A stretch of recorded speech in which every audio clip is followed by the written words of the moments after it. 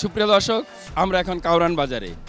কাউরান বাজারের কারণ হচ্ছে আমরা এসেছি গরম মশলার দোকানে। সামনে মুসলমানদের সবচেয়ে বড় উৎসব কুরবানির ঈদ। যে পশুকে কুরবানি করবে মুসলমান সম্প্রদায় আল্লাহকে উৎসর্গ করার জন্য ধর্মীয় মতে সে মাংস তারা গ্রহণ করবে। এই মাংস গ্রহণ করার জন্য প্রয়োজন হবে রান্নার স্বাদের যে উপকরণ সহযোগিতা লাগবে মশলা এবং গরম মশলা। সাধারণ মশলার সাথে গরম মশলা না হলে স্বাদ কিন্তু হবে না। কিন্তু সেই স্বাদ কি পাবে এই গরম মশলা থেকে? আমরা এখন জানতে চেষ্টা করব এই গরম মশলার বাজার কতটুকু গরম।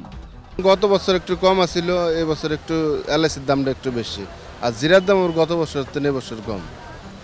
এই এলাচের দাম বাড়ার কারণটা কি? এটা আমরা বলতে পারি না, বাড়ছে অনেকদিন আগে, এখন আর বাড়েনি। এখন আর বাড়েনি। কোনটার চাহিদা বেশি সবচেয়ে? এই মতো জিরা, লং, এলাচি, গোলমরিচ, দারচিনি এগুলো চাহিদা বেশি। আমরা দেখছি এখানে সাজানো আছে থরে থরে কিশমিশ, বাদাম, কাজু বাদাম। আমরা এই বাদামগুলো সুস্বাদু খাদ্য রান্নায় ব্যবহার করে থাকি। এই বাদামগুলোর দাম কি আমরা জানতে চেষ্টা করব বিক্রেতার কাছ থেকে। বাদাম হয়েছে আপনার কাজু 100 গ্রাম 140, কাঠবাদাম হয়েছে 100 গ্রাম 120 টাকা, কিশমিশ 100 গ্রাম হয়েছে 60 টাকা 70 টাকা। এর দাম কি গতবারের চেয়ে বেশি? না, এটা গত রমজানে যেই দাম আছে এটা এখনো ওই দামই আছে। ওই দাম আছে। এখন চাহিদা কোনটা বেশি এই মুহূর্তে?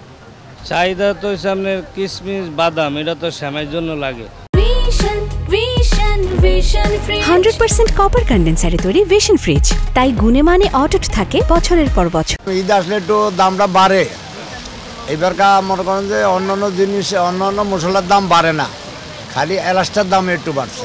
আপু, আপনি ঈদের জন্য কেনাকাটা করছেন? জি, আমি হলুদ গুঁড়া, মরিচের গুঁড়া, ধনিয়া গুঁড়া, জিরা এগুলো কিনতেছি।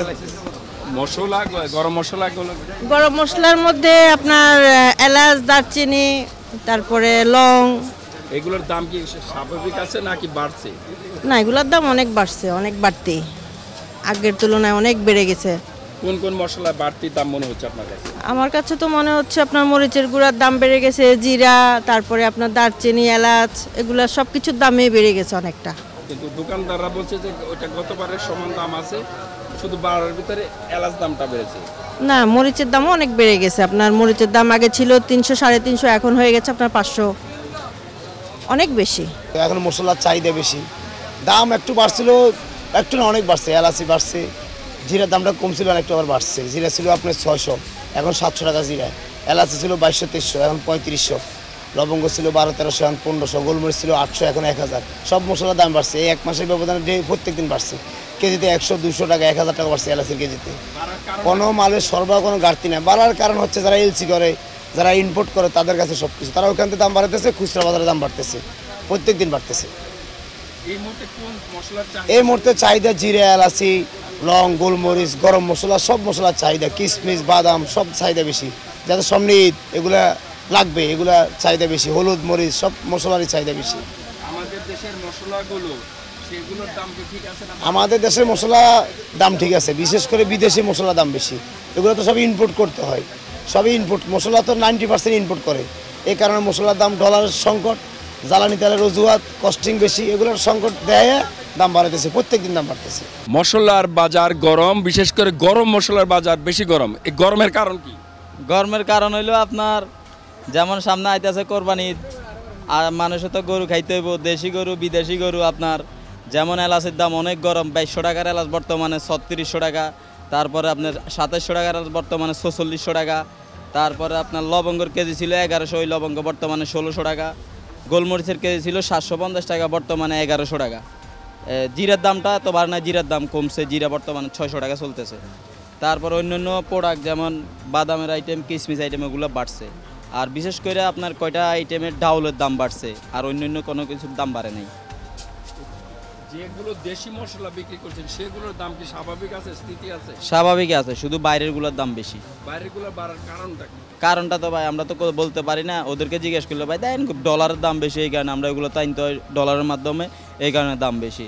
শুধু বাইরের সব প্রোডাক্টের দামই বেশি, খালি আপনার বাংলাদেশে যে প্রোডাক্টগুলো এগুলোর দাম অনেক কম আছে, শুধু কম না, অনেক কম। দর্শক মণ্ডলী, গরম মশলার দাম খুবই গরম, ছোঁয়া যাবে না। ভাই যেটি বলছিলেন যে ডলারের সংকট আর জ্বালানি তেল অজুহাত, এ দুটি কারণ দেখিয়ে বিদেশি গরম মশলা দাম বেড়েছে বহুগুণ। গতবার যে জিরা ছিল কয়েকশো টাকা, সেটা এবার বিক্রি হচ্ছে 750-800 টাকা পর্যন্ত। সাদা এলাচ যেটা গত বছরের দাম ছিল 2200 টাকা কেজি, এবার সেটা 3600 টাকা কেজি। এই যখন অবস্থা, তখন কোরবানির আনন্দটা কিভাবে ভাগ হবে আপনারা বুঝে নিন। তবে বাজার কিন্তু গরম।